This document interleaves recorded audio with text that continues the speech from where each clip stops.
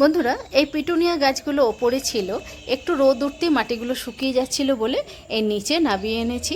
আর এই দেখুন পদ্মর গামলা বলেছিলাম যে বসিয়েছি, পাতা ছেড়ে দিয়েছে। আর কেমন লাগছে পিটুনিয়াগুলো বলবেন। আর একটা সুন্দর কালার আপনাদেরকে পিটুনিয়ার দেখায়, এর আগে এরকম কালার আমি দেখিনি পিটুনিয়ার। দেখুন কি অপূর্ব লাগছে, খুব সুন্দর না? দেখুন কি অপূর্ব লাগছে।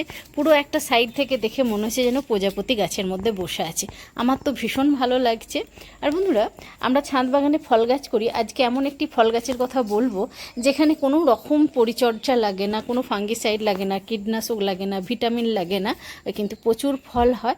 সেটা আপনারা জানেন, আপনারা দেখলেই বলবেন যে ও এই গাছটা সত্যিই কিছু লাগে না। এবং সেটা থেকে আমি কলম করেছি, সেই কলম করা গাছটার মধ্যেও ফল এসে গেছে। আর প্রথম বছরেই আমি পেয়েছি গাছ থেকে কাঁঠাল ছাদ বাগানে, সেটাও আজকে আপনাদেরকে দেখাবো। চলুন দেখাই। ভীষণ ভালো লাগছে, প্রথম বছরেই আমি কাঁঠাল গাছ থেকে কাঁঠাল পেলাম। কাঁঠাল গাছ ছাড়া যে ফল গাছটির কথা বলবো, সেটা ভাঙা বালতি হোক, ভাঙা গামলা হোক, বস্তায় হোক, যাতে খুশি যেমন খুশি গাছটা করা যায় এবং প্রচুর ফলন কিন্তু পাওয়া যায়। আমি তো খুব সাধারণভাবে করি, সেটাই তুলে ধরবো এবং গাছের চেহারা দেখলে আপনারা অবাক হয়ে যাবেন। বন্ধুরা দেখুন, এই হলো আমার কাঁঠাল গাছ। এই যে 12x12 গ্রো ব্যাগের মধ্যে রয়েছে। তবে এই গাছটার কথা কিন্তু আমি একদমই বলিনি যে কোনো কীটনাশক লাগবে না, কোনো ফাঙ্গিসাইড লাগবে না, কিচ্ছু লাগবে না, যে খুব সহজেই ফল হবে। সেটা অন্য গাছ আপনারাও খুব পরিচিত। আর এই দেখুন, এটাকে কাঁঠাল গাছ বলা ভুল, এঁচোড় গাছ, কারণ এর কাঁঠাল হবে না, শুধু এঁচোড়ই খেতে হবে। প্রথম যখন হয়েছিল প্রচুর আমাদের এই মুচি পড়েছিল, ইঁদুরও খেয়ে নিয়েছিল, সে ভিডিও আপনাদেরকে দেখিয়েছিলাম যে প্রথম ফল এলো, খেয়ে নিল। তারপরে এই দুটি টিকে ছিল, একটি খেয়েছি, ভীষণ ভালো, ভীষণ নরম, ভীষণ সুন্দর খেতে। আর আমাকে বলেই ছিল যেখান থেকে আমি গাছ নিই যে একটা নিয়ে যান, আমি নিয়ে আসিনি। দূর, এরকম হয় নাকি? তা যাই হোক, হয়েছে, মানে যেমনই হয়েছে ভীষণ ভালো লাগছে। কারণ এতটুকু গাছ, এর থেকে আর কি আশা করব বলুন। এটাকে এবার একটু বড় জায়গায় দেবো, বড় জায়গায় দিলে খুব ভালো হয়। খুব সাধারণভাবেই বসিয়েছি, আলাদা কোনো পরিচর্যা করিনি, গোবর সার, মাটি এইসব দিয়ে বসানো আছে। আর এই দেখুন, এই হলো নিচে বস্তার মধ্যে মালবেরি গাছটা। কদিন হলো আমি এটাকে মানে রিপোর্ট করেছি। রিপোর্ট বলতে শেকড়গুলো কেটে আর কি দিয়েছি আপনারা দেখলে অবাক হয়ে যাবেন। না পাতার মধ্যে এফেক্ট, না গাছের মধ্যে এফেক্ট, কোনো কিচ্ছু হয়নি। সুন্দর। আর দেখুন ফল, দেখুন শুধু কয়েক হাজার ফল আছে। খুব ভালো করে দেখুন, আমি ধীরে ধীরে আপনাদেরকে ক্যামেরাটা দেখাচ্ছি। দেখুন, দেখতে পেয়েছেন? তাহলে টবের মধ্যে আমি প্রথম বছর কলম করেছি, তাতেই ফল এসে গেছে। এই নিজে হাতে কলম করেছিলাম প্রথম বছরেই। দেখুন, একটি কাঠির মতো ডালে আমি করেছি, সেখানেই দেখুন কত ফল এসে গেছে।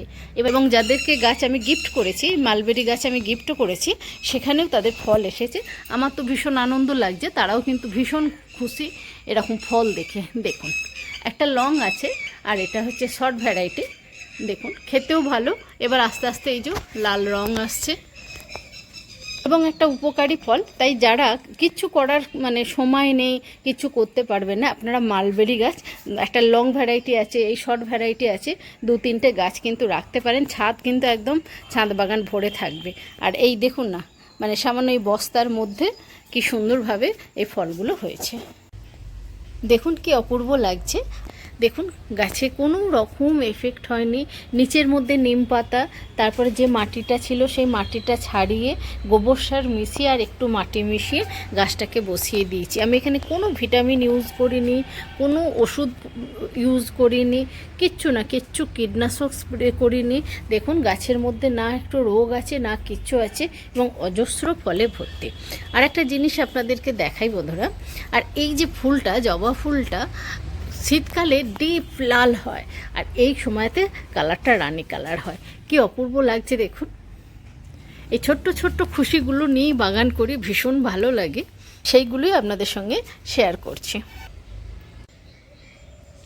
কমেন্টে পিটুনিয়াগুলো কেমন লাগছে জানাতে একদম ভুলবেন না।